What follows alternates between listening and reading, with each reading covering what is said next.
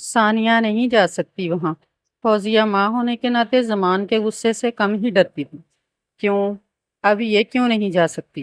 میرا دماغ پہلے ہی خراب ہے۔ امی سب تیاری کر لیں بس۔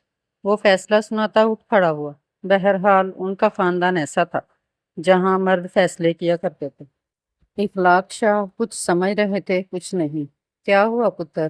اتنا غصہ کیوں کر رہا ہو؟ بس ابو، ان عورتوں کا دماغ خراب ہے۔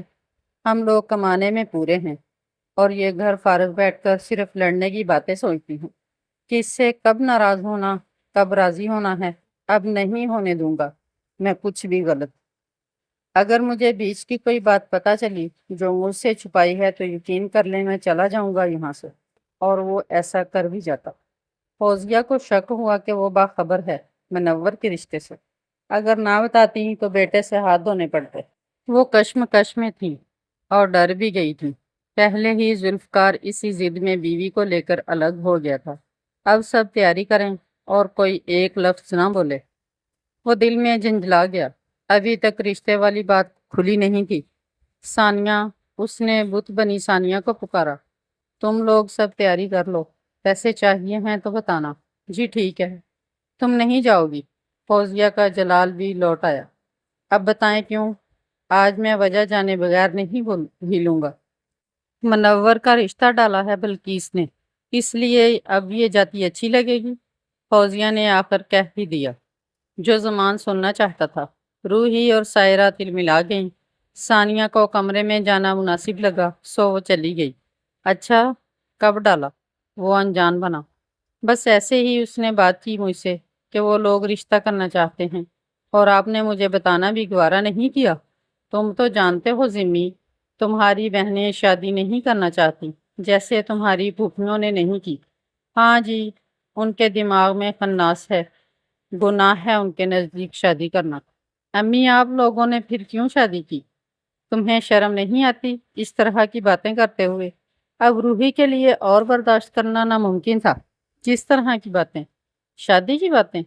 ہاں، ہمارے مرد تو کرتے ہی ہیں، اور جو بیویاں باہر سے لے کر آتے ہیں ان کے لیے کچھ گناہ نہیں کیا شادی کرنا، جیسے امی باہر کے خاندان سے ہیں۔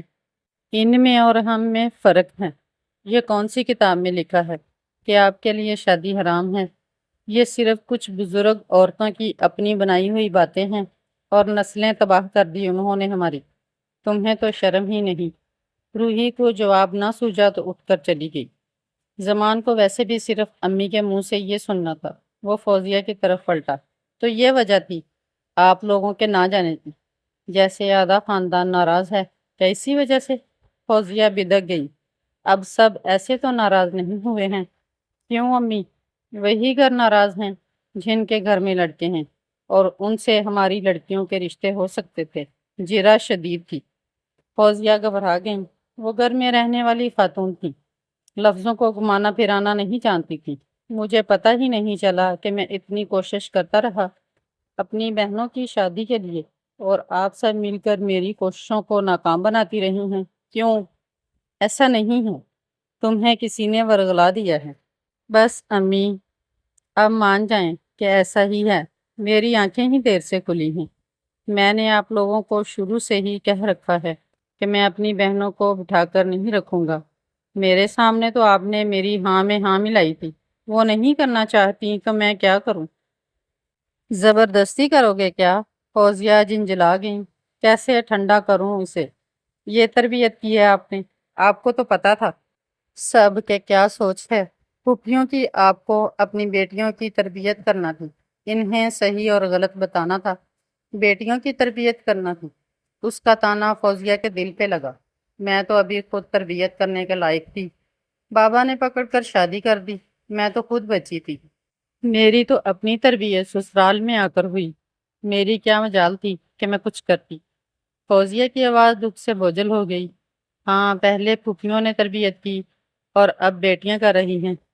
مجھے آپ نے بے خبر ہی رکھا ہر معاملے سے۔ بہرحال آپ لوگ تیاری کریں جانے کی۔ اب اور میں کچھ نہیں سنوں گا۔ زمان رکا نہیں، باہر نکل گیا۔ زری، ریشم نے کمرے میں جھانکا۔ وہ رات کا کھانا کھا کر کچن سمیٹ کر ابھی لیٹی ہی تھی۔ کیا ہے یار؟ ابھی تو لیٹی ہوں۔ تھک گئی ہوں۔ وہ لیٹے لیٹے بولی۔ فریشے نے اسے ہاتھوں سے پرے کیا اور اس کے پاس بیٹھنے کی جگہ بنا لی۔ ابو نے بلایا تھا تمہیں، کیا بات کی؟ پتہ ہے تمہیں کیا بات کی ہوگی، پھر کیوں چسکے لے رہی ہو؟ ساری دنیا کی بیزاری اس وقت اس کے لہجے میں سمٹی۔ بتاؤ نا، پری اس کی منتیں کرنے لگی۔ ابو پوچھ رہے تھے کہ وقار کا رشتہ مجھے قبول ہے کہ نہیں، اور یہ کہ ان کو بہت پسند ہے وہ لڑکا، جاب اچھی ہے، مجھے خوش رکھے گا، اور کچھ پوچھنا ہے؟ وہ سخت چڑچڑی ہو رہی تھی۔ پھر تم نے ہاں کر دی؟ پری نے بے پناہ اشتیاق سے پوچھا۔ اس نے اتنی خالی خالی نظروں سے پری کے اشتیاق کو دیکھا کہ پری گڑبڑا گئی۔ کیا ہوا؟ تم نے ایسا کوئی ڈائیلاگ نہیں بولا کہ جیسے آپ کی مرضی؟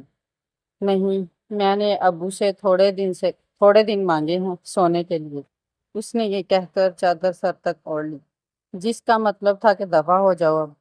کیوں تم ابو کو پریشان کر رہی ہو؟ پہلے ہی وہ ہماری وجہ سے پریشان ہیں۔ پری دفع ہونے والوں میں سے نہیں تھی۔ میں پریشان نہیں کر رہی، کچھ دن میں جواب دے دوں گی، وہ چادر کے اندر سے بولی۔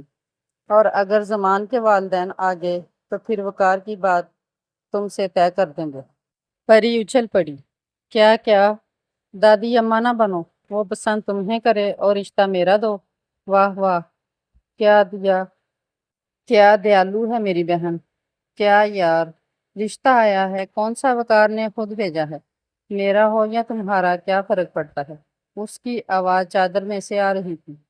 تمہیں اپنی مفت کی پریشانی سے فرصت ملے تو کچھ پوچھ لیا کرو ہم سے، کچھ پتہ چلے تمہیں بھی کہ وقار بھائی نے تمہارے لیے خود رشتہ بھیجا ہے۔ تمہیں اپنی بہن کی شادی میں دیکھا تھا انہوں نے؟ اس مرتبہ چادر ہٹ گئی، وہ اٹھ بیٹھی۔ ریلی؟ میں نے تو نہیں دیکھا اسے کبھی۔ میں تصویر دکھا دوں؟ پری نے آفر کی۔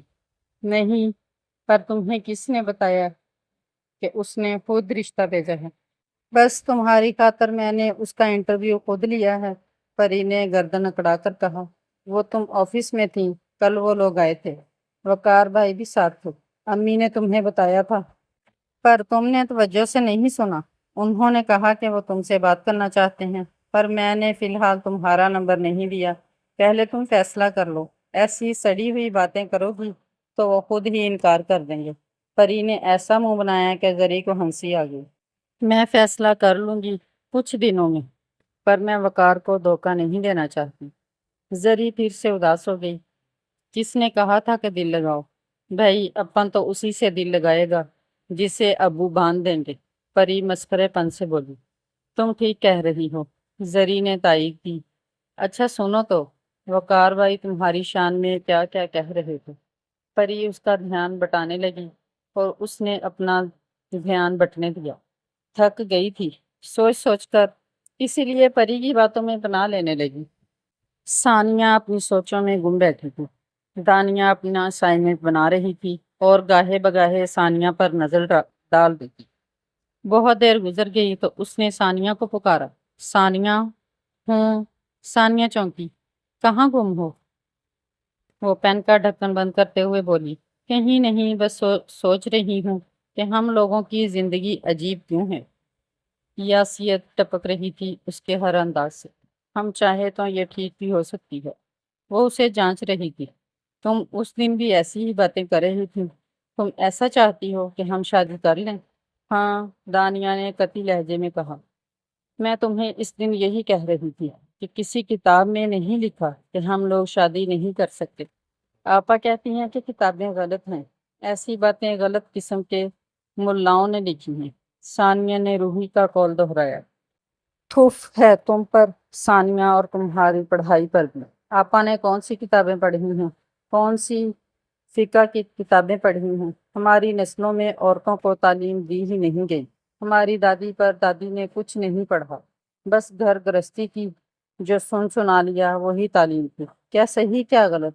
بس جو بڑی نے چھوٹیوں کو بتا دیا وہی سن کر مان لیا۔ کیا ازواج مطہرات نے شادی نہیں کی تھی؟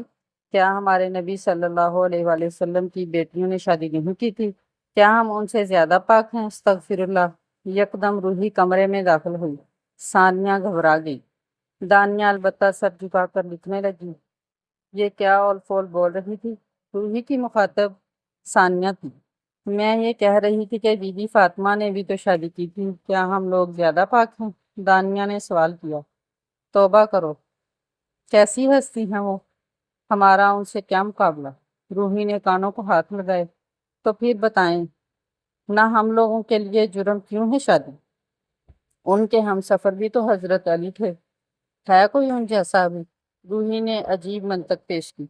تو حضرت علی بھی حضرت فاطمہ کے لیے تھے، اور حضرت فاطمہ جیسا بھی کوئی نہیں ہے، ہمارے لیے کوئی ہمارے جیسا ہی آئے گا۔ آپ ایسی باتیں کیوں کرتی ہیں؟ ثانیہ تو دانیہ کی بات پر اش اش کر رہی تھی اور دل سے قائل بھی تھی۔ روحی نے آنکھیں سکیٹ کر دانیہ کو دیکھا۔ تم کیوں اتنی بھڑک رہی ہو؟ ہاں، میں نے ایک سیدھی بات کی ہے، دانیہ پر اعتماد تھی۔ اسی وقت باہر سے گیٹ کھلنے کی آواز آئی۔ بھائی آئے ہوں گے۔ ثانیہ باہر نکل گئی۔ زمان گھر پہنچا تو تھکا ہوا تھا، اور بائک کے سفر نے اسے مٹی مٹی کر دیا تھا۔ کچھ دیر اخلاق شاہ کے پاس بیٹھ گیا، کچھ دیر کے بعد نہانے کے لیے اٹھ کھڑا ہوا۔ ثانیہ، زمان نے پکارا۔ جی بھائی۔ وہ جلدی سے باہر آئی۔ میں تھک گیا ہوں بہت، جب تک نہا لوں تو اچھی سی چائے بنا کر لاؤ میرے کمرے میں، کچھ دیر لیٹوں گا۔ جی بھائی۔ وہ کچن کی طرف بڑھی۔